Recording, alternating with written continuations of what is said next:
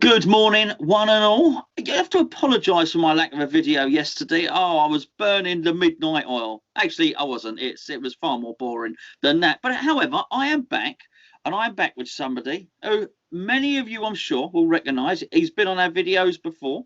He's quite prolific over the. Oh, I was going to say prolific over the internet. I'm not sure what that means. It sounds a bit dodgy. He's a very naughty boy. No, it's Irish Tommy. And he's somebody I've been wanting to get on for a little while. And I'm hoping, well, I'm saying I'm hoping he's already agreed to it, to be honest with you. He's going to join us a little bit more frequently. So I wanted to introduce him to you. You get to know him, get to know his lovely face. Welcome to the channel, my friend. Thanks very much, Gonzo. It's nice to be on. And just for clarity, I'd like to point out those were vicious rumours and absolutely untrue. And I deny everything. It is, and it's all been deleted from the internet anyway. Absolutely right. Right, listen, I think we'll have a little bit of a get to know you. Bearing in mind you're going to be joining us a little bit in the future. Okay, let's get your views on David Moyes. Let's just go back a little bit. There's a couple of things I want to discuss. David, your views on David Moyes, your views on the club at the moment, so you know your stand, and then I would just like to touch on a rumour that I've just seen as we scrolled through the today's news. Christian Eriksen might be joining West Ham to play in some position that doesn't really exist under David Moyes. Anyway, but we'll deal with that rumour just so we could clickbait it up, really. Right, David Moyes. What are your thoughts? How do you? Let's go from lockdown to now. How do you feel? Did well to rescue us? How are you feeling about it, mate? More positive than I expected, if I'm honest. You know, when he was reappointed, I was like most fans, I think, going, "Oh Christ, you know, this is going to be bad." And for a while, it was. I mean, you know, we won our first game against Bournemouth at home 4-0, but as he said himself, you know, he'd taken 2 training sessions. He couldn't really take the credit for that, and I think that was the only game we won between then and lockdown. So you know, it looked bad for us, but I think since then it's been much improved. Okay, we got back to playing after lockdown, and again, initially didn't look great, but then for some reason it just sparked. We started winning games, and Antonio was scoring goals all over the place, and we looked a different team. So you know, he did well there, I think, because we were all, I think, very, very worried coming back after the lockdown that we were really in serious danger of the drop. I know I was. So I was pleasantly surprised with our post-lockdown form. And so I felt at that point that, you know what, look, okay, he may not have been many people's first choice, but given how he was treated the first time, he was jettisoned really after keeping us up. And I think to have done that again to him, you know, would have, whatever you think of him as a manager, you know, I think there's right and wrong here too, you know, and I think as a club, we should treat people in the right way, whether it's staff at the club, whether it's players, whether it's management, coaches, fans. You know, I think a club should act in the right way at all times, and we have let ourselves down on numerous occasions, or rather GSB, I think, have let the club down on numerous occasions. Karen Brady in her newspaper column, you know, which is just absolutely ridiculous that a club would allow that to happen. She's annoyed numerous people on that. Leicester, I think, were on the receiving end of it at one point, so might be difficult. That's right. Yeah. It'd be difficult now for us to sign anyone from Leicester, you know, if they have long memories. So I thought it was only right that we give him the opportunity to start a season as West Ham manager and just see what he can do. And I'm glad that we did, because not only was it the right thing to do, but I think it's a very different ball game if you're getting a summer. Now, albeit it was a disrupted summer, it was a shortened pre-season. But if you're getting that and you're getting to take a team into the first game of the season, that's very different from being shoved into the job in January and saying, okay, now save us. You know, I think you have a fairer crack of the whip if your summer transfer window, you've had your pre-season such as it was, and you get to start the season. I think it's better for a manager. It helps them to really show who they are. It puts them on a more level footing, really. And I think he's surprised everyone, to be fair to him. When we looked at the opening fixtures, it was really nightmarish. We were talking about the Newcastle game being a 6-pointer, first game of the season. The only winnable one was a Newcastle game, yes. Yeah. So for us, after 11 games, to be sitting in 8th, I believe we are, after the Southampton win, to be sitting in 8th, comfortable, and to be actually looking up the table rather than over our shoulders, given that run of fixtures, you have to say he's done actually a very, very good job so far this season. None of us, I think, realistically expected to be where we are.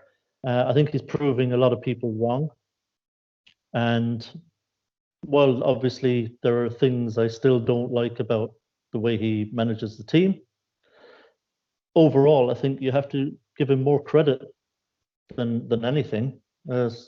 So I'm very happy, really, so far, and I'm happy for him to remain, which I wasn't sure I was going to be saying. But it would it have surprised me if we had a terrible start and we were looking horrible at the moment in the relegation zone, and Sullivan panicked and sacked him after 10 games? No, wouldn't have surprised me. But I'm very, very glad that hasn't happened. So fair play to him, because there's a lot of positives that we can speak about when we speak about David Moyes, West Ham manager now. Well, 100%. In a second, we'll just touch on a couple of those points, just in terms of balance, the points that you say that you don't like, the things that he does. Just as I say, just so people can get to know you and get an overview on your opinion. I do wonder, because you made a good point there about him getting a pre-season, which is absolutely right. Now, obviously, he never had that in his first stint, and he didn't have that at the start of his second stint. But I do wonder how much of that was to do with our form after lockdown, because although it wasn't technically a pre-season, there was a massive stop because of lockdown and because of COVID. There was a massive stop in the football. So in essence, he did get an opportunity to get his ideas across. And I think what's probably as fundamental as anything is, I think there's three things. I think there's communication, I think there's organisation, and I think there's fitness. And I think those three things, and I think the backroom team play a massive part in that. You look at probably the job that Pearce does, the job that Nolan does, certainly. Alan Irvine, we should discount him, but also Paul Nevin and the set plays and things like that. And if what you're going to be is an organised team that are well drilled, funnily enough, it's interesting to watch Jose Mourinho getting praise for having a well-drilled Tottenham team. I don't see an awful lot of difference what David Moyes is doing to what Jose Mourinho is doing. Just the players are different. I think put some of those Tottenham players in our team, and we're doing that sort of thing. So I think the organisation is massively important. I think the communication is important, and we saw that through lockdown, that David Moyes was speaking to the players on the phone and that sort of thing. And then there's the fitness as well. And these three things are almost dirty words in football, because everybody wants to, I don't know, play like Pep Guardiola or whatever the case may be. And I do wonder how much of it got lost. And it's almost like you're looking at Mourinho now. Is it becoming fashionable again just to work hard and to see games out? And yes, I do believe that as a part of that is down to lack of pressure from not having to have fans in the stadium. But I certainly like what he's doing. And as basic as it may seem, fitness, communication, organisation, there are actually three things that West Ham have lacked. And I mean all three under various managers for a very, very long time. And his first stint when he came in fact, I did a little silly cartoon taking a mickey out of it, of David Moyes getting everybody fit. I ripped off the Specsavers advert, and he basically, don't run, you don't play. And he basically said David Moyes came in after Bilic, walked in, said, crikey, no one's fit. Got everyone fit, got the sack, came back in after Pellegrini and said, crikey, nobody's fit, and got everyone fit. So look, I'm a massive fan of David Moyes. He's had to grow on me, but I'm not going to be so stuck in my ways, in my mindset that I'm going to decide early on I don't like David Moyes and I'm not going to be convinced otherwise. I didn't want him to come in the first time. I didn't want him to get reappointed. However, new evidence. I start to look at it. I think, well, hold on a second. This guy's doing something here. So you've got to give somebody a chance to prove otherwise to you and then go with it. I think they're much talked about, but let's hear it from yourself. What do you not like about the way he manages the team? I suppose the elephant in the room is the substitutions. Look, we all know many of his substitutions come too late. He does like to keep the same team on the pitch for as long as possible. I think you've touched on this before, Gonzo. I think you're absolutely spot on. Actually, I think he's often looked behind him at the bench and thought, maybe not.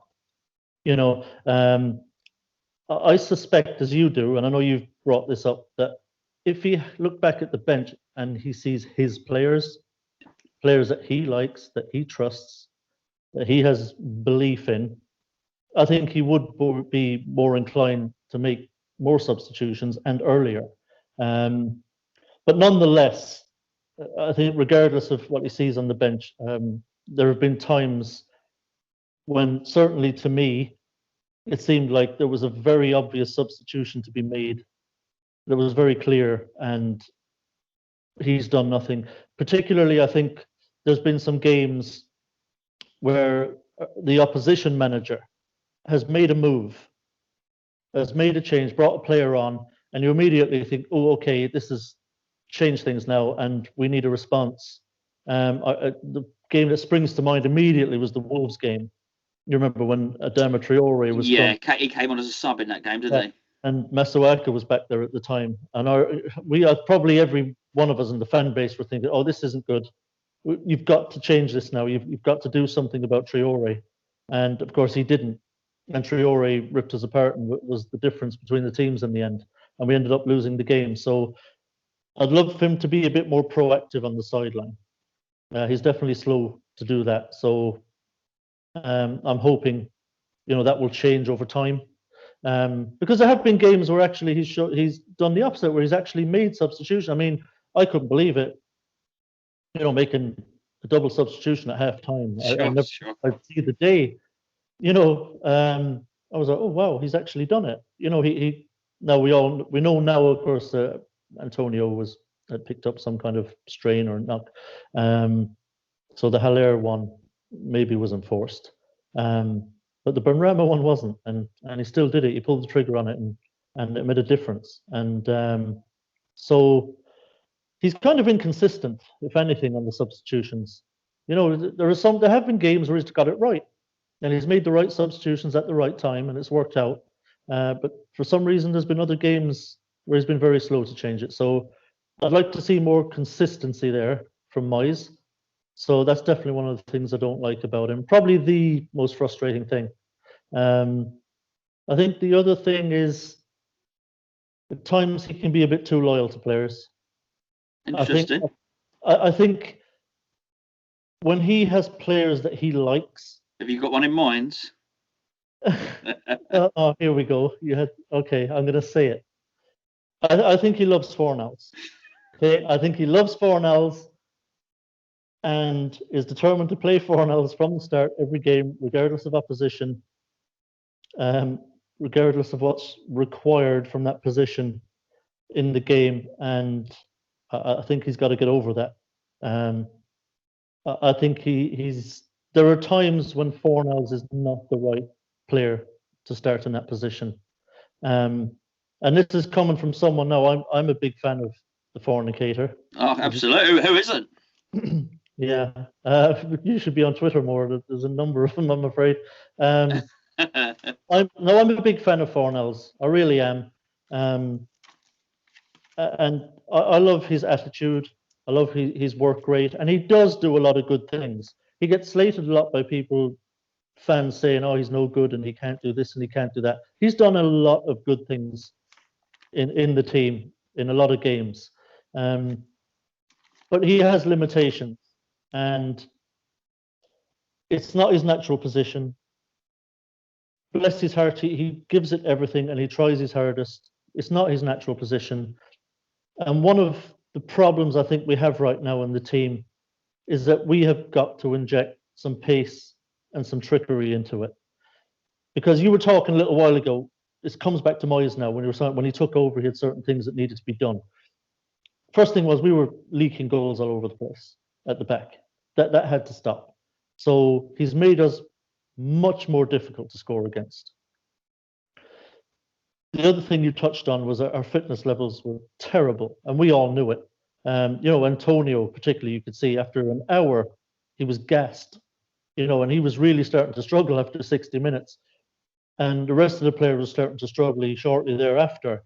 And, there was a reason why we lost so many points from winning positions.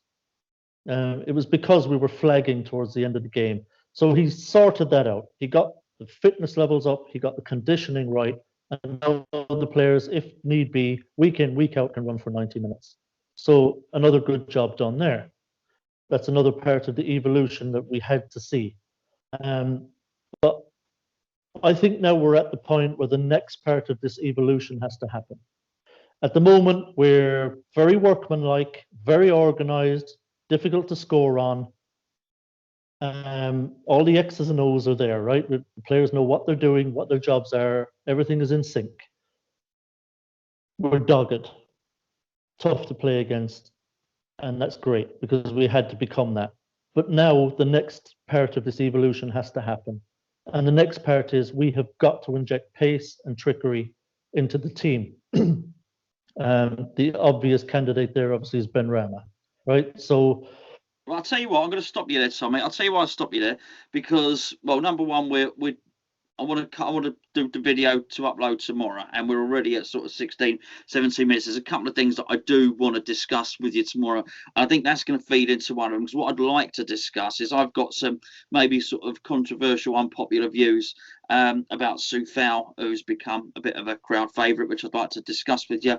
And also, I want to touch on this whole Benrahma thing and the pace and the trickery. And I think we're going to be doing 10-15 minutes on that alone. Just before, well, obviously we'll record it now, everybody else will see the next one tomorrow. Just before we go, just because I promised it at the start of the video, I don't want to not discuss it. Christian Eriksen, I mean, that's just ridiculous, right? I mean, I can't. It's funny that I wouldn't even look at it twice if it hadn't come from a relatively reliable source, but I just cannot see any way that Moyes doesn't seem to have any inclination, bearing in mind what you've just mentioned about Fornals, to play an attacking midfielder in the attacking midfielder's position anyway. Now, I'm not remotely saying that Lanzini is as good as Eriksen or Benrahma's as good as Eriksen. Eriksen is a top level, borderline world class player on his day, right? The others have yet to prove that. But David Moyes doesn't play with such a system. David Moyes is a don't run, don't play. We've discussed all the three massive things. Whilst you talk about the evolution, the trickery would certainly be one of them. He's got the trickery, he's got the long range shooting, he's got the vision, he's got the incisive passing. I just looked at it and thought, well, this is an absolute load of desperate nonsense. But I had to talk about it just because it's there in the news anyway. Yeah, this is a strange one, and if there is some truth to it, it has Sullivan written all over it. I do not believe for a second that David Moyes has gone to Sullivan or whoever and said, "Get me Christian Eriksen." It's not a Moyes signing. Get me Christian Benteke, yes. Yeah, Christian Eriksen, absolutely not. I just don't see where does he play in the current system? Where does Eriksen play? Realistically, probably left wing. Yeah, I mean, look again. Eriksen is a fine player, and if he was a player that was right for us, that we could slot in and we could say, right, we have a position for you, mate. He could do great things for us, and obviously very familiar with Premier League, so it's plug and play. He doesn't need time to settle or anything like that. He could just come in and play. But again, he's another player is very technical. There's no particular pace. We'll just knock the ball about a bit. I imagine he's on rather big wages. And I don't imagine Moyes changing up the system to fit Eriksen into it. If he's not going to do it for Haller, he's not doing it for Christian Eriksen. So I think Christian Eriksen would most likely become another player sitting on the bench on very high wages that David Moyes didn't particularly want, didn't ask for. But, it'd be one of those training ground surprises again from Sullivan. He'd come in with him, ta-da! Look what I got you, David. He's going to be like, oh. I'll tell you what, he'd never. If Moyes benched Christian Eriksen, he would never ever live it down. But you know what? It's yeah. Listen, I don't think it's going to happen anyway. Right, listen, we're going to say goodbye now, Tommy. Well, not you and I. We're going to do another video, but you're going to say goodbye to everybody else until tomorrow. Cheerio, everyone. Come on, you Irons. There you go. We'll catch you. Yeah, tune in tomorrow. Thank you, Tommy.